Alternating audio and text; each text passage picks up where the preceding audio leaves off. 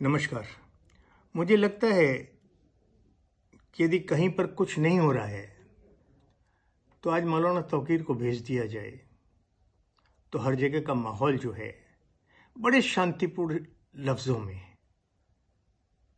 बहुत मीठे मीठे शब्दों में वो अपनी बात को कहकर किस तरह से जो है वो माहौल को ख़राब करते हैं, ये सचमुच में उनके लिए महारत हासिल है।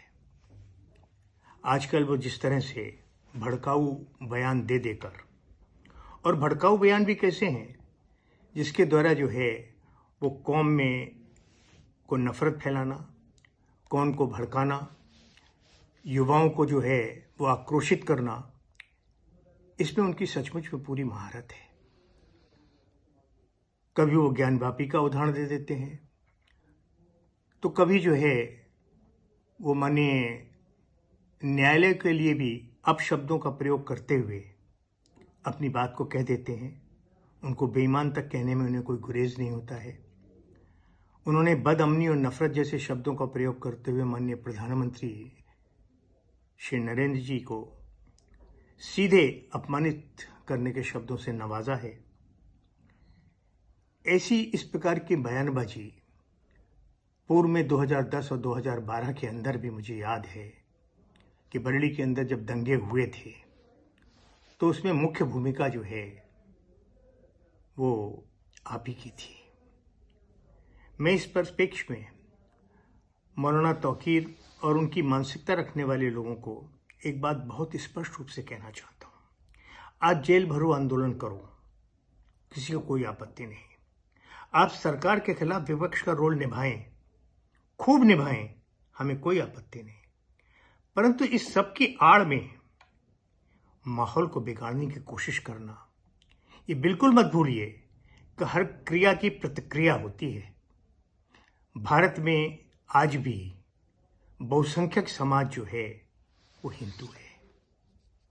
हमने कभी भी संविधान के विरुद्ध, हमने कभी भी न्यायालय के विरुद्ध कार्य नहीं किया। अगर रामलला का आज भव्य मंदिर बना तो इतने वर्ष इसलिए लगे कि हमने न्यायालय के प्रतीक्षा की, उनके आदेश की प्रतीक्षा की।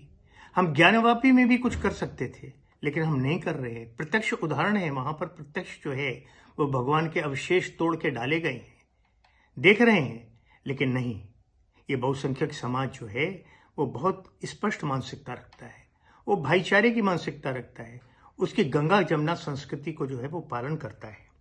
लेकिन माननीय तौकीर साहब क्यों इस तरह की बातें करते हैं, ये मेरी समझ के परे है।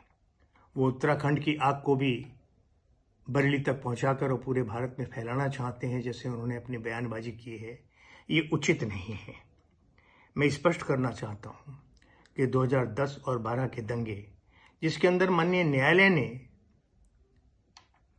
और तत्कालीन जिलाधिकारी ने इनको जेल भेजा था, बरेली का माहौल को बिगाड़ने की कोशिश में ये सब हुआ था। कृपया भविष्य में इस प्रकार के कृत्य न करें, जिससे बरेली और पूरे भारतवर्ष में कहीं पर भी जो है वो फिरका परस्ती में अंतर आए। मैं बरेली वासियों से अनुरोध करना चाहता हूं कि किसी प्रकार की अफवाह पर ध्यान न दें।